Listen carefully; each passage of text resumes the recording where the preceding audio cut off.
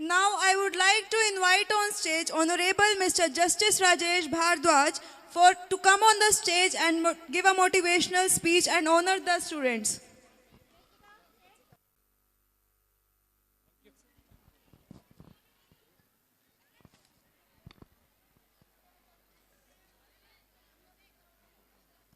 Session Judge Shri Chandrasekhar, City Magistrate Rajesh Soni, Special Guest Naresh Atreji, President Shri Vedpal Bhardwaj, Principal Madam Shrimati Sunita Sharma, teachers, school staff, employees, security members, photographers, parents और देश का भविष्य प्यारे बच्चों,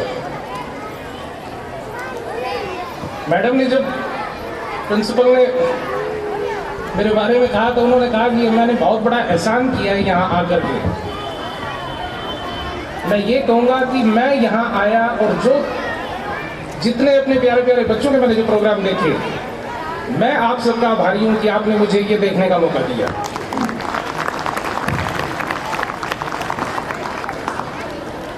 madam principal, सबसे पहले मैं आपको आपके जन्मदिन की बधाई दूंगा।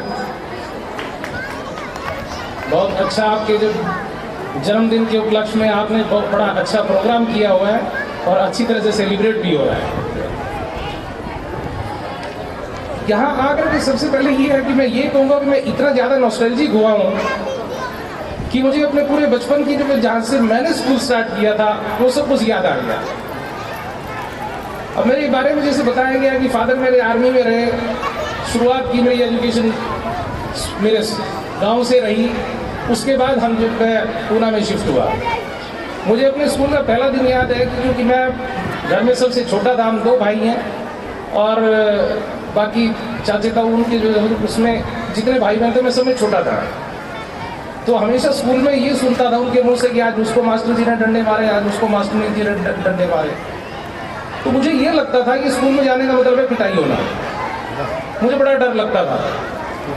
लेकिन जब मेरा नाम लिखाया गया स्कूल में, सबसे पहले दिन मेरी भी अच्छी पिटाई हुई मेरी मम्मी की तरफ से, क्योंकि मैं स्कूल में जाकर के खुश नहीं था। मेरी जो कजिन थी वो 8वीं क्लास में पढ़ती थी, मुझे आहिस्ता आहिस्ता जो है कि उनके साथ भेजा गया। मैं कुछ दिन 10-15 दिन उनके साथ बैठता और फिर उन्होंने मुझे मेरी स्कूल में मेरी क्लास में छोड़ना शुरू किया। उसके बाद जब मुझे पता लगा और मेरा कॉन्फिडेंस बनने लगा, फिर मैंने कभी जो पीछे मुड़ के नहीं देखा। मैं थ्रू आउट 10th तक क्लास मॉनिटर रहा और ये मुझे जो है कि ये इतनी प्रेरणा मिलती रही कि एजुकेशन से बढ़कर मैं नहीं समझता कि इससे बड़ा कोई धर्म है। हमारी एजुकेशन पॉलिसी कहने के लिए तो बहुत कुछ है। जब से हरियाणा बना 1966 में, अगर हम तब से अपना लिटरेसी रेट देखें और आज के दिन, हम देखेंगे कि एजुकेशन की पॉलिसी हमारी जिस तरह से बढ़ती गई उसी तरह से हमारा लिटरेसी रेट भी बढ़ता गया। हमारे यहाँ पर जो है कि लड़के और लड़कियों का अनुपात पहले कम था, उनकी एजुकेशन कम थी, लेकिन आज के दिन मैं ये देखता हूँ कि हमने बहुत अच्छी प्रगति की है। जितने बच्चे जो है कि यहाँ पर बैठे हुए हैं, ये देश का भविष्य यहीं से जो है कि शुरू होगा। मैं कोर्ट में जब भी जो है केसेस देखता हूँ और जब बेसिक उनका जगह अगर मैं डिस्प्यूट देखूं तो सामने ये आता है कि कहीं ना कहीं हमारे अंदर कल्चर की और हमारे जो ट्रेडिशंस थे उस चीज की कमी हो गई। हम कहते हैं कि हमने इतने जज बना दिए, इतने हमारे वकील हो गए, इतनी हमारी पुलिस हो गई, लेकिन उसके बाद कहते हैं इतने हमारे केस भी पेंडिंग है। सच्चाई ये है कि केस इतने पेंडिंग क्यों है? इसका मतलब केस ज्यादा फाइल हो रहे हैं, इसका मतलब क्राइम बढ़ रहा है। और क्राइम बढ़ने का मतलब ये है कि कहीं ना कहीं हमारी एजुकेशन पॉलिसी में, हमारे स्कूल में, हमारे घर में संस्कारों की कमी होती थी। मैं आपको एक छोटा सा एग्जांपल देता हूँ। जीन साइड का एक केस मेरे सामने चल रहा था, उसमें वो लड़का आया हुआ था, उसका झगड़ा ये था कि उसके ऊपर जो है कि नीचे कोर्ट ने खर्चा लगा दिया था। मैंने उससे पूछा दिक्कत क्या है, उसने कहा कि जैसा मेरी वाइफ वो बीटेक है और मैं अकेला लड़का हूँ अपने माँ बाप का। मैंने कहा फिर क्या हुआ? तो वो कहता है कि मुझे ये कहा जाता है कि भाई वो वाइफ, मेरी वाइफ मेरे घर नहीं रहना चाहती, हम गांव में रहते हैं। फिर दूसरी उसकी कंडीशन ये है कि मैं तेरे माँ बाप मेरे साथ नहीं रहेंगे।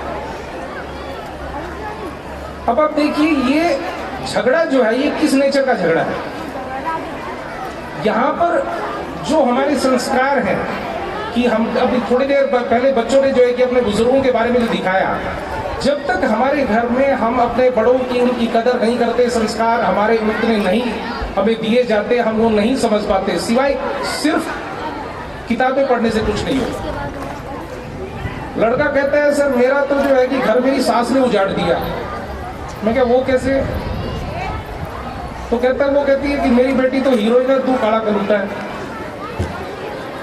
अब ऐसी ऐसी अगर डिस्क्रिमिनेशन में अगर देखने लगूं, इन बातों पर अगर आपका घर बिगड़ता है तो इसमें गड़बड़ कहाँ हुई?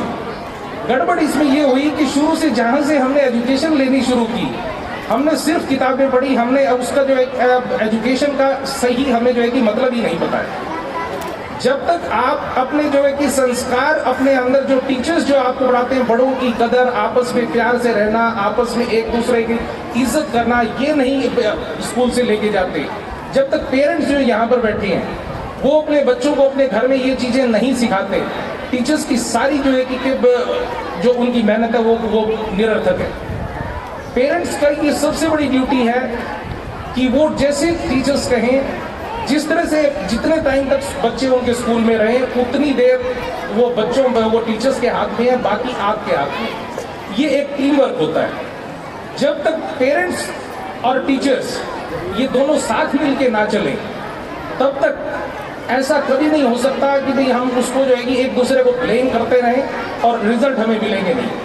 यहाँ पर जितने बच्चे बैठे हैं, मैं ये हर एक बच्चे को जो है कि एडवाइस करूंगा कि आज आपके टाइम में आपके सामने आप सबके हाथ में मोबाइल है, आपने वैसा प्रोग्राम भी दिखाया। ये समय बहुत सेंसिटिव भी है और बहुत अच्छा भी है। हमारे समय में हर चीज के लिए आपको लाइब्रेरी जाना पड़ता था, किताब अवेलेबल हो या ना हो। लेकिन आप अगर आपके हाथ में मोबाइल होने का मतलब ये है कि आपके हाथ में पूरी दुनिया है। आपको सिर्फ उसको यूज कैसे करना है, ये किस पर्पस के लिए यूज करना है। अगर आप उसमें से क्या हुआ वो सही सही चीजें सेलेक्ट करें, हमारा कॉन्स्टिट्यूशन, हमारे कॉन्स्टिट्यूशन के अकॉर्डिंग आप सिर्फ ये जानते हैं कि हम 18 साल के हो गए, हमारे पास फंडामेंटल राइट्स। फंडामेंटल राइट का आज के बच्चे का क्या मतलब है कि 18 साल होने का मतलब उसके बाद हम अपनी मनमानी कर सकते हैं। चलो इसका थोड़ा बहुत जो है कि मतलब मैं समझ सकता हूं कि आप इंडिपेंडेंट होना चाहते हैं, लेकिन हम में से कितनों को पता है कि उसी कॉन्स्टिट्यूशन में फंडामेंटल ड्यूटीज भी हैं। इसके बारे में किसी को शायद ही कुछ को पता होगा। हमें सिर्फ वो चीज पता है जो हमारे मतलब की है। फंडामेंटल ड्यूटीज वो ड्यूटीज हैं जो हमने समाज और देश के लिए करते हैं। आपने नेशनल एंथम को इज्जत देनी है, आपने अपने नेशनल एम्बलम को इज्जत देनी है, आपने हमारे जितने पूर्वज जिन्होंने हमें आज़ादी दिलाई, जिनसे हमें प्रेरणा मिलती है, आपने उनकी इज्जत करनी है। जो पेरेंट्स यहाँ बैठे हैं उनकी ड्यूटी है कि वो अपने बच्चों को उनके लिए हर लिहाज से एजुकेशन देनी है उनको, ये उनकी ड्यूटी है, एहसान नहीं है बच्चे के ऊपर। मैं यहाँ पर जितने बैठे बच्चे हैं, पेरेंट्स हैं और टीचर्स हैं, यहाँ पर आकर सिर्फ यहाँ ये प्रोग्राम देख करके सिर्फ जाना नहीं चाहूँगा, बल्कि आप लोगों को एक रिक्वेस्ट करूँगा और आप लोगों से एक वादा भी चाहूँगा कि हर चीज़ के लिए सेल्फिश होना गलत है। हमारे जितने हमारे पूर्वज हैं, हमारे जितने भी महापुरुष हैं जिनके बारे में हम प्रोग्राम देखते हैं, महात्मा गांधी, नेहरू, हमारे जो है कि सुभाष चंद्र बोस, लोकमान्य तिलक, बाल गंगाधर तिलक वगैरह, इनमें और हमारे में क्या फर्क है? इनमें और हमें ये फर्क है कि ये पढ़े लिखे ये भी थे और आज हम भी पढ़ रहे हैं, लेकिन इन्होंने कभी अपने बारे में नहीं सोचा। इन्होंने, इनकी सोच इतनी बड़ी थी कि इन्होंने पूरे समाज और पूरे देश के लिए सोचा। इनकी जो जिंदगी थी वो हमारे फ्यूचर के लिए इन्होंने बलिदान की। तो जब तक हम इस सोच से बाहर नहीं निकलेंगे तब तक हम ना अपना भला कर पाएंगे और ना ही अपने बच्चों का। हमारी ये ड्यूटी बनती है कि सिर्फ हम अपने लिए नहीं, अपनी आने वाली जनरेशन्स के लिए जिए। हम हर आदमी ने ये आना और जाना, ये एक कुदरत का ये कानून है, इसको कोई झुठला नहीं सकता।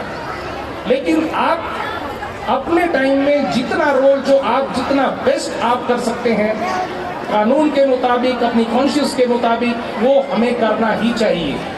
हम कोई भी गलत काम करते हैं तो ऐसा कभी नहीं होता कि हमारी कॉन्शियस हमें नहीं बताती कि ये बात गलत है, लेकिन हमें ब्लेम गेम की आदत है। जब भी क्राइम बढ़ता है हम उसका दोष किस पे देते हैं? पुलिस पर। पुलिस ने ये नहीं किया, पुलिस ने वो नहीं किया, पुलिस ने चोर को नहीं पकड़ा। मेरे पास एक केस आता है कि 21 साल का लड़का, 2 लड़के मोटरसाइकिल पे आते हैं, रास्ते से एक लड़की जा रही है, वो उसकी चेन खींच के चल भाग जाते हैं। FIR लॉन्च हुई, एक लड़के के लिए जो है कि बेल मेरे सामने आई। उसके लिए आर्ग्यूमेंट ये थी कि 20-21 साल का बच्चा है, पहला इसका अपराध है तो इसको बेल दे दी जाए। अब देखिए, ये कहना बिल्कुल गलत है। जो लड़का 20-21 साल का है, पढ़ा लिखा है, और ये कहना कि इसका ये पहला अपराध है इसलिए उस पर दया करके और उसको छोड़ देना, ये मैं इसे बिल्कुल गलत मानता हूं। जो 20-21 साल का हो चुका और उसने पहले ही अपनी जगह 18 साल क्रॉस करते ये काम करना शुरू किया, तो ये समझिए उसके घर में उसके माँ बाप भी जो सबसे पहले जो है कि वो गुनहगार है। जिस स्कूल से वो निकला, उस स्कूल से वो कल्चर वो लेके नहीं निकला, और सबसे पहले उसने काम ये किया कि ये चोरी चपाटी कर। अगर मैं उसको उसके ऊपर दया करके इस समय की ये तेरा पहला गुनाह है, मैं उसको जो है कि बेल दे देता हूं, तो पुलिस भी डिस्करेज होती है कि इतनी मुश्किल से हम पकड़ते हैं और बड़े आराम से इनको छोड़ दिया जाता है। दूसरा, उसको ये प्रोत्साहन देना होता है कि अब तू दूसरा अपराध कर। इसलिए हर माँ बाप की ये जिम्मेवारी बनती है कि जैसे ही उनका बच्चा कहीं गलत चलता है तो वो उसको उसी समय वो सजा दें जिसके वो लायक है। सजा ना देना भी अपराध को जन्म देना है। जब जितना जो है कि जरूरत है, जितना डांटना फटकारना, वो टीचर्स का वो हक है। हमारे टाइम में पेरेंट्स टीचर मीट नहीं हुआ करती थी, सिर्फ सालाना एक आधा प्रोग्राम होता था स्कूल में। आज के टाइम में पेरेंट्स टीचर मीट होती है।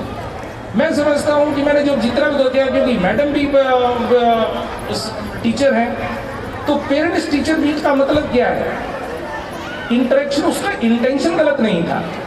इंटेंशन ये था कि पेरेंट्स की और टीचर्स की आपस में रूटीनली इंटरेक्शन होते रहे कि बच्चा क्या कर रहा है, क्या नहीं कर रहा है। लेकिन मैंने ये देखा है कि जैसे ही पेरेंट्स टीचर मीट होती है तो पेरेंट्स आकर के टीचर पे हावी होते हैं। हमारे बच्चे ने 94% लेने थे, उसके तो 93 आए। हमारे बच्चे के 96 आते थे, अब की बार उसके सिर्फ 95% आए। क्या कभी किसी पेरेंट्स ने अपने टीचर को आगे ये पूछा कि हमारा बच्चा कितना लायक है, उसका बिहेवियर कैसा है, क्या वो एक बात है अपने टीचर्स की इज्जत करता है, क्या वो एक अच्छा नागरिक बनने के रास्ते पर है? क्या आपने कभी अपने टीचर से अपने बच्चे के बारे में ये सवाल किए? नहीं। हमारा फोकस सिर्फ ये होता है 90%, 95%, 98%। जब तक वो बच्चा एक सही नागरिक, एक सही को उसने जाके देश का भविष्य संभालना है, वो कल के वो इस देश का भविष्य उनके हाथ। जब तक हम यहाँ से फीडबैक एक अच्छा और सुदृढ़ नहीं देंगे, तब तक देश समाज कभी मजबूत नहीं हो सकता। सिर्फ ये कहना कि मेरे बच्चे ने 90% ले लिए, 95% ले लिए इज नॉट इनफ। हमारे यहाँ पर चाणक्य जब राजा नंद के सामने खड़ा हुआ तो उसने कहा ये ब्राह्मण मेरा क्या बिगाड़ लेगा, इसको तो मैं कभी भी हरा सकता हूं। चाणक्य ने कहा था कि शिक्षक कभी नहीं हार सकता। शिक्षक का कार्य है, शिक्षक का कर्तव्य है चरित्र निर्माण, शिक्षक का कर्तव्य है राष्ट्र निर्माण। और शिक्षक राजा तभी हारता है जब वो अपने बच्चे में चरित्र निर्माण में विफल हो जाता है। तो आप ये सोचिए, टीचर्स आपके बच्चे स्कूल में आते हैं, टीचर्स के ऊपर बहुत बड़ी जिम्मेवारी होती है। आप उनका साथ दें, आप अपना रोल करें, वो अपना रोल करें। और इसी के साथ जब हम एक सारे साथ मिलकर अपना अपना रोल करें, तो ये क्राइम रेट जो सोसाइटी में बढ़ रहा है, जो आगे आगे जिस तरह की जितनी भी हम ये कहते हैं हमने इतने खाने बना दिए, इतने हमने जो है कि हमने जो वृद्ध आश्रम बना दिए, वो अपने आप कम होंगे। जब हमारे नागरिक अच्छे हो जाएंगे तो एक बात है, हमारे अंदर जो है कि वो जब हमारा जो क्राइम रेट है वो भी अपने आप नीचे आएगा। मैं समझता हूँ कि क्योंकि मैडम जब एक बात घर आती है तो उनके यहाँ पर जब कोई प्रोग्राम होता है तो वो इंतजार करते हैं कि चीफ गेस्ट इतनी देर बोलता रहा कि हमें घर आने का मौका ही नहीं मिला। अब मैं अपनी वाणी को आराम दूंगा। आप सबको बहुत बहुत बहुत बधाई। बच्चों ने जो जितना उत्साह से जितना प्रोग्राम ये उसमें बढ़ चढ़ के भाग लिया, I wish them all the best. वो बिल्कुल मेस्मराइजिंग प्रोग्राम थे। यहाँ से मेरा जाने का तो बिल्कुल तो उठने का भी दिल नहीं कर रहा है, लेकिन समय की मजबूरी है, जाना तो पड़ेगा। लेकिन एक बात है, फिर मुझे मौका मिला मैं जरूर यहाँ आऊँगा। हर बच्चे से मैं उम्मीद करता हूँ कि वो अपने आप को देश के निर्माण के लिए इतना मजबूत बनाए कि कल जब भी आप जो है कि बाहर निकले, आपके चेहरे से, आपके कंडक्ट से ये हो कि ये न्यू इरा का बच्चा है। न्यू इरा का मतलब एक नया युग। आप सब एक नया युग निर्माण करने के लिए पैदा हुए, नया युग करने के लिए आप रास्ते पर हो। I wish you all the best. Thank you very much.